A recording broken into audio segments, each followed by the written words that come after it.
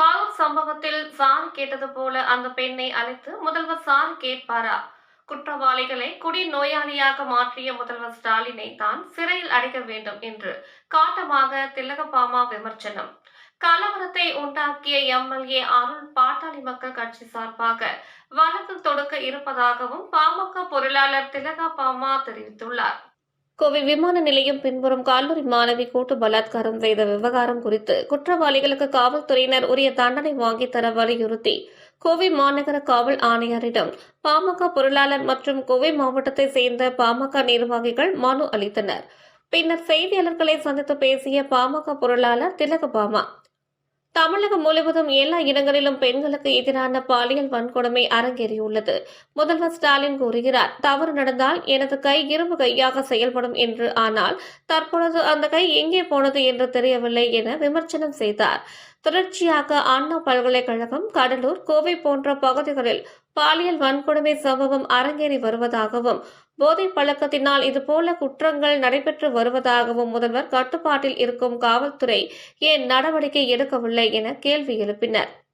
தீபாவளிக்கு மது விற்பனை செய்வதற்கு தமிழக அரசு டார்கெட் வைத்துள்ளது. அதேபோல சட்ட ஒழுங்கை சீர் செய்ய டார்கெட் வைத்துள்ளார்கள் என கேள்வி எழுப்பினார். சம்பவம் நடந்த பகுதியில் மதுபான கடையை நாம் தமிழர் கட்சியினர் அடித்து உடைத்து விட்டனர். இதுவே பொதுமக்கள் செய்தால் மதுபான கடைக்கு காவல்துறையினர் பாதுகாப்பு அளிக்கிறார்கள். கரூர் சம்பவத்தில் சாரி கேட்டது போல அந்த பெண்ணை அழைத்து முதல்வர் சாரி கேட்பாரா? குற்றவாளிகளை குடிநோயாளியாக மாற்றிய முதல்வர் ஸ்டாலினை தான் சிறையில் அடைக்க வேண்டும் என்று காட்டமாக விமர்சனம் செய்தார். அனைத்து இடங்களிலும் டாஸ்மாக் கடைகள் செயல்பட்டு வருகிறது எனவும், இன்று காலை கூட பயணம் செய்து வந்த வழியில் காலை 6 மணிக்கே மது அருந்துவிட்டு சாலையில் நின்று கொண்டிருக்கிறார்கள். இது காவல்துறைக்கு தெரியாமல் இருக்கிறதா? முதலமைச்சருக்கு தெரியாமல் இருக்கிறதா என கேள்வி எழுப்பினார்.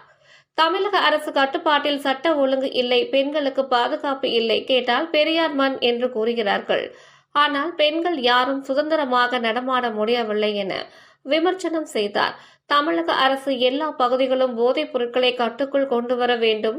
தேர்தல் வாக்குறுதியில் டாஸ்மாக் எண்ணிக்கை குறைப்பேன் என்று கூறினார்கள். ஆனால் தற்பொழுது வரை நிறைவேற்றவில்லை. இதற்கு பாட்டாளி மக்கள் கட்சி வன்மையாக கண்டிக்கிறது என தெரிவித்தார். சேலம் பாமக எம்எல்ஏ அருள் தாக்கப்பட்ட விவகாரம் குறித்து கேள்விக்கு, பாக்கு காய வைத்த இடத்தில் எம்எல்ஏ அருள் வாகனத்தை நிறுத்தும் போது அங்கு நிறுத்த வேண்டாம் என்று கூறியதற்கு மாற்றுத்திறனாளி ஒருவரை அருள் மற்றும் அவருடன் இருந்தவர்கள் தாக்கி உள்ளனர்.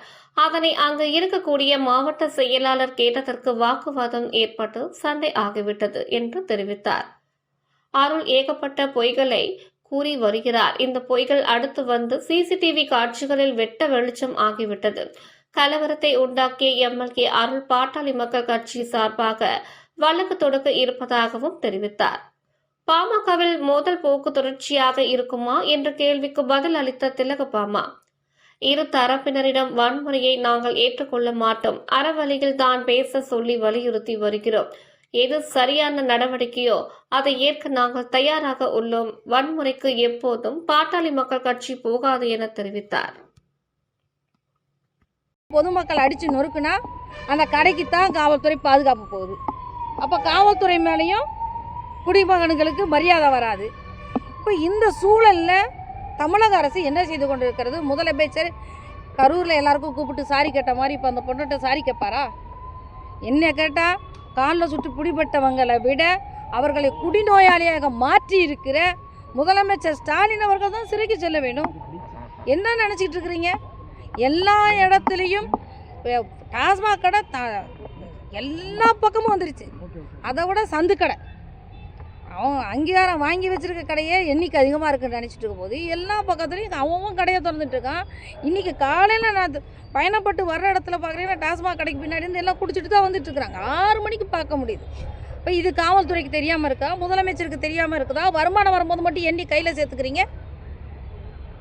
இது மிக மோசமான ஒரு சான்று. தமிழக அரசு எவ்வளவு பிற்போக்குத்தனமாக நடந்து கொண்டிருக்கிறது, எவ்வளவு செயல் இழந்து போய் இருந்திருக்கிறது.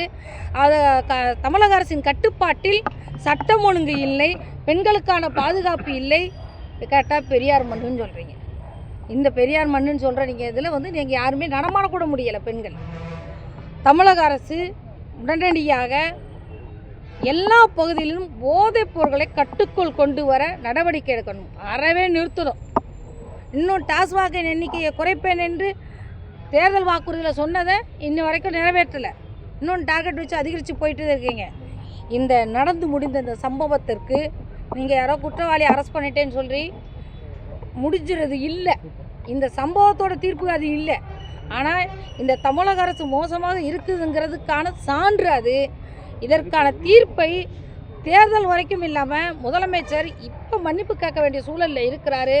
பாட்டாளி மக்கள் கட்சி இதுக்கு தனது கடுமையான கண்டனத்தை இந்த இடத்தில் பதிவு செய்கிறது. டாஸ்மாக் கடைகளையும் போதைப்பொருள் உள்ள உலாவுறதையும் உடனடியாக தடுத்து நிறுத்த இந்த நாங்கள் கமிஷனரை பார்த்து இதை செய்யுங்க அப்படின்னு கேட்டிருக்கிறோம். இது பத்தாது, இப்போ எடுத்துருக்க நடவடிக்கை பத்தாது, முழுமையாக போதைப் பொருளை நிறுத்துறதுக்கு ஏற்பாடு செய்யுங்கன்னு கேட்டிருக்கிறோம். அதே போல் சேலம் எம்எல்ஏ அருள் தாக்கப்பட்டிருக்காரு. அன்புமணி 7 பேர் கைது பண்ணாங்க. சேலம் அருள் யாரை தாக்கினார்னு சொல்லுங்கள். அவர் துக்க வீட்டுக்கு வந்த இடத்துல பாக்கு காய போட்டிருக்கிறதுல போய் வண்டியை நிறுத்துகிறாங்க. எப்போ பாக்கு காய போட்டிருக்கு வண்டியை நிறுத்தாதான்னு சொன்ன உடனே சொந்த ஒரு ராஜேஷ் என்ற மாற்றுத்திறனாளியை அருளை சேர்ந்தவர்களும் அருள் எல்லாம் சேர்ந்து அடித்து நொறுக்குறாங்க. அப்போ மருத்துவமனையில் மருத்துவம் பார்த்துட்ருக்காங்க. இந்த சம்பவத்துக்கு பதில் சொல்ல மாட்டாங்களா? இப்போ நான் சொல்கிறேன், உங்களை ஒருத்தர் அடிக்கிறாங்க, உங்களை சார்ந்தவங்க உங்களை பாதுகாக்க வரமாட்டாங்களா? அப்போ எங்கள் நிர்வாகியை ஒருத்தர் அடிக்கிறான்னா அதுக்குரிய மாவட்ட செயலர் பாதுகாப்பு கொடுக்க வரமாட்டாரா? அவரும் கூட இப்படி ஏன் செய்திங்கன்னு தான் கேட்குறாங்க. ஆனால் அருள் ஏகப்பட்ட பொய்களை ஊடகத்தின் வாய்களாக சொல்லி கொண்டு இருக்கிறார். இந்த பொய்கள் அடுத்து சிசிடிவி ஃபுட்டேஜ்லேயே வெட்ட வெளிச்சம் ஆகிவிட்டது. அருள் இப்படி கலவரத்தை உண்டாக்கி சாதாரண நிர்வாகிகளை அடித்து நொறுக்குகிற இந்த அருளை உடனடியாக கைது செய்ய வேண்டும் என்று பாட்டாளி மக்கள் கட்சியின் சார்பில் நாங்கள் வழக்கு தொடுக்க இருக்கிறோம். வழக்கு இன்னைக்கு கொடுத்துட்ருக்குறாங்க. அது எங்களுடைய கோரிக்கையாக தமிழக அரசு முன்னாடி. சண்டை தொடர்ச்சியாக போயிட்டே இருக்குமா மேடம்? என்னை பொறுத்த வரைக்கும் 2 தரப்புக்கிட்டையும் யாருக்கிட்டேயுமே வன்முறையாக நானும் சரி எங்கள் தலைவரும் சரி அதுக்கு உடன்பாடான ஆட்கள் இல்லை. யார் தவறு நடந்தாலும் உடனே அதுக்கான தவறுன்னு போய் அறவழியில் தான் பேச சொல்லி கேட்டுட்ருக்குறோம். அறவழியில் தான் இப்போ இன்றைக்கி நாங்கள் ஆர்ப்பாட்டம் பண்ணியிருந்துருக்கலாம். ஆனால் காவல்துறை அரெஸ்ட் பண்ணிட்டாங்க. அரெஸ்ட் பண்ண பிறகு எதுக்கு அதுக்கான மூல காரணம்னு நாங்கள் கமிஷனர்கிட்ட பேசிட்டு போகிறோம். அப்போது எது சரியான நடவடிக்கை அதை செய்கிறதுக்கு நாங்கள் தயாராக இருக்கிறோம். வன்முறைக்கு பாட்டாளி மக்கள் கட்சி ஒரு நாளும் வழிவிடாது. ஓகே மேடம், நன்றி.